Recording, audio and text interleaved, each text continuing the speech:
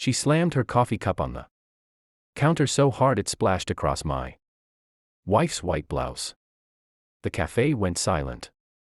Karen, perfect blonde bob, designer sunglasses, voice sharp enough to cut glass, leaned forward and hissed. "You can't sit there. That's my window seat." My wife blinked, stunned, holding a napkin to her chest. "Excuse me," she said softly. Karen crossed her arms. "You people always act like you can just take whatever you want. I sit here every morning." She pointed at the window. Like she owned the sunlight itself. Everyone in the cafe watched, phones slowly coming out. My wife, Emma, just smiled the way she does when she's deciding whether to let something slide or end someone's career. I knew that look. I'd seen it before board meetings, before major deals. But she stayed quiet, wiping her shirt while Karen continued her performance. The barista tried to calm her down. "Ma'am, it's just a seat." Karen cut her off. "No, you calm down. I'm a property owner in this community. And I'll have her banned." She turned her glare toward my wife. "Some people don't belong in certain places." That line made my stomach twist. I stood up slowly, keeping my tone calm. "You sure you want to say that again?" Karen laughed like I was invisible. "Who even are you?" "Her driver." I smiled a little. "Something like that." The cafe murmured. I could feel phones recording now. Emma stood, finally speaking. "You should go," she said, still polite. Karen snorted, tossed her empty coffee cup on the table, and sneered. "You'll regret this. I have connections. My husband's on the HOA board, and I'll make sure your name's on every list." That's when she turned to leave, smug, convinced she'd won. But I noticed the stain on my wife's sleeve, the anger behind her calm eyes. "Hey, Karen," I said just as she reached the door. She paused, annoyed. "You said you have connections," I continued. "So do I." She rolled her eyes. "Yeah, right. What are you, a janitor?" I smiled wider. "No. I'm the guy your husband begged for permission last month to build that private airstrip." Her face froze. What are you talking about?" I leaned back, voice low enough to make her step closer. "You really want to know who you just threw coffee on?" For the first time, Karen didn't speak. Her fake confidence cracked as my phone buzzed. A message from my company pilot waiting outside. I tapped the screen and showed her one line: "Runway 12 cleared. Airport ready." Her jaw dropped. And I said quietly, "Next time you pick a fight, make sure it's not with the people who own the sky." Pause. The cafe erupted in whispers. But that was just the beginning. Because Karen wasn't done, and neither was I. Karen stormed out of the cafe, slamming the glass door so hard the bells above it rattled. My wife sat back down, still calm but her hands were trembling a little. "You didn't have to say that," she whispered. I shrugged. She needed to hear it. Emma sighed, glancing out the window. People like her. They always push, until someone pushes back. But neither of us knew then, Karen wasn't just going to let it go. By the time we reached home that evening, there was already a bright orange paper taped to our gate. Notice of community violation, unauthorized parking, HOA fine pending. Emma frowned. She wouldn't. "Oh, she would," I said, tearing it down. Our house was quiet, the kind of quiet that warns you something's coming. I went to the porch camera feed on my phone and scrolled back through the afternoon. There she was, Karen, marching up our driveway with two men in matching navy shirts that said HOA enforcement.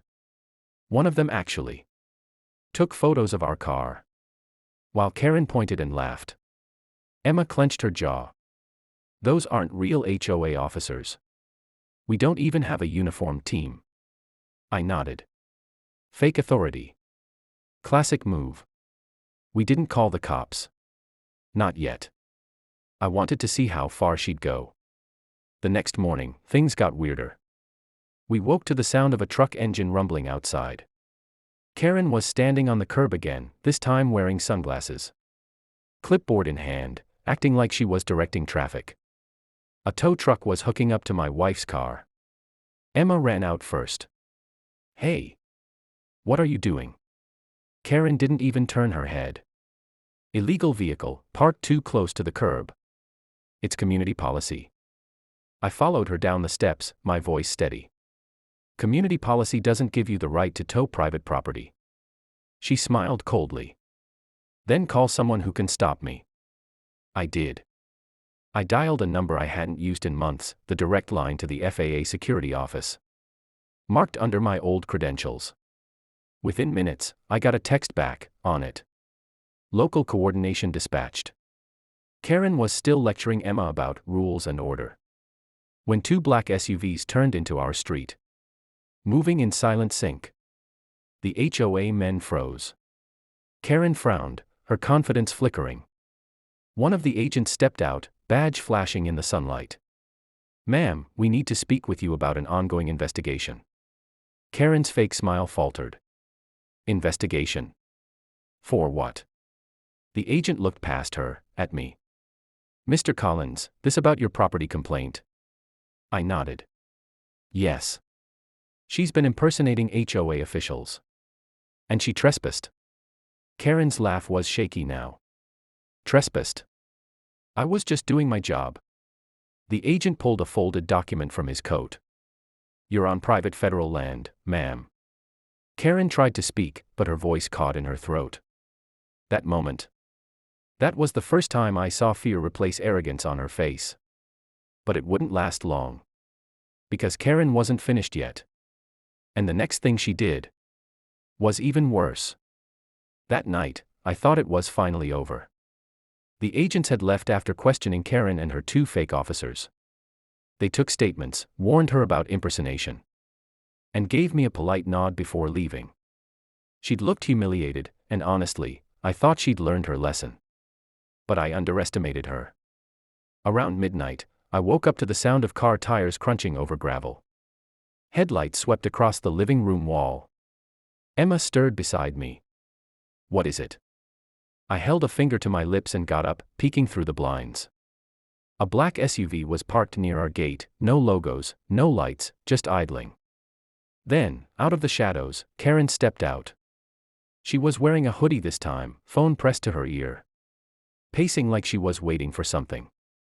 My gut tightened. I tapped the security app and turned on the driveway floodlights. Her head jerked up instantly. She froze in the glare for a moment, then ran back to the SUV. It sped off before I could even grab my shoes. The next morning, things got worse. When I opened my email, I had over a dozen complaints from the HOA.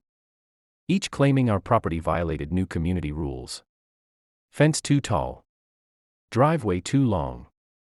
Even inappropriate lighting color. Every one of them signed by acting HOA President Karen F. Emma's voice shook as she read over my shoulder. "She's making it official. She's trying to force us out," I said. And she almost succeeded. By noon, a man in a suit knocked on our door, said he was from county zoning. He had a clipboard, a badge, and a folder with our address on it. "We've received reports of unauthorized commercial activity on your land," he said. "Commercial activity?" I frowned. He nodded toward the small airstrip behind our property, the one I built for private training flights. "We'll have to inspect the premises." Emma's eyes widened. "That's private property. FAA cleared it." But before I could explain, another car pulled up, this one I recognized. Karen stepped out again, holding a printed packet and her phone camera. "See," she said smugly to the inspector. "I told you. They're running a business here without approval. Total violation." I clenched my fists but kept my voice level. "Karen, you're trespassing again." She smirked. "Not this time. I'm with county enforcement." "Really?" I asked quietly. "Because that badge you're holding. It's upside down." The inspector glanced at her, confused. "Ma'am, do you work with the county?" Karen hesitated.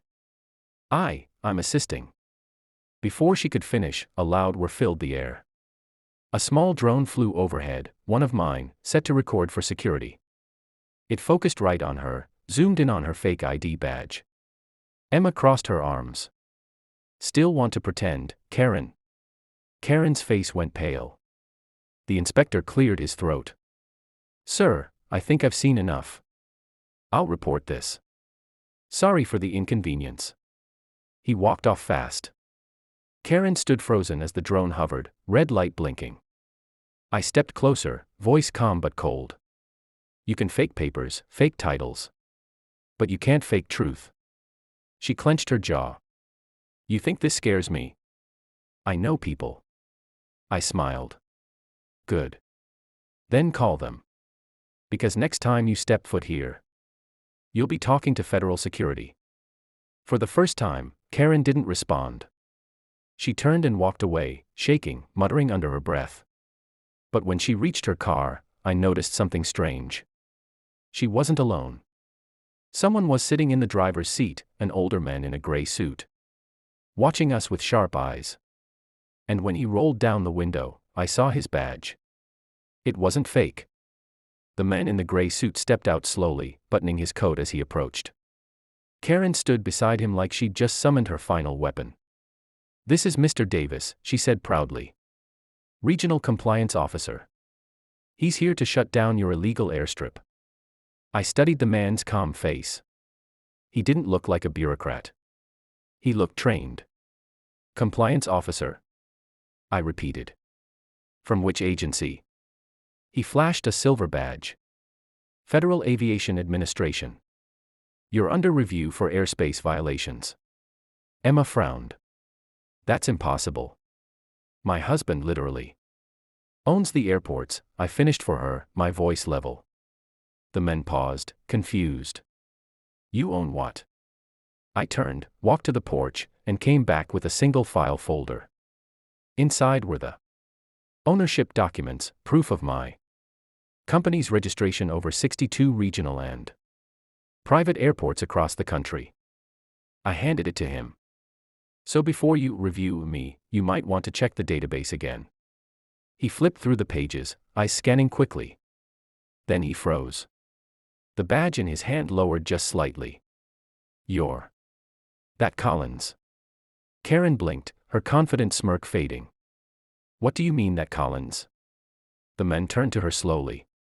Ma'am, you didn't tell me who I was walking into. He's lying. She stammered. He's not anyone, he. I cut her off gently. Karen, the last time you tried to control someone, you used fake HOA papers. This time, you dragged a real federal officer into your personal revenge. Her eyes darted between me and the men, realizing how badly she'd misplayed. The officer sighed, tucking his badge away. Ma'am, I suggest you leave this property immediately. You're already under review for impersonation. Karen's voice cracked. You can't, you don't understand, I was protecting the neighborhood. No, I said quietly, you were protecting your ego. The neighbors had started gathering again. Phones out, whispering as Karen's face turned red. Emma stepped forward, her voice calm but cutting. You threw coffee on me because you thought I didn't belong in your seat. You sent fake officers to our home. You tried to ruin our lives because of pride. Now everyone can see who you really are. Karen opened her mouth to argue, but the officer's radio buzzed. And he stepped aside.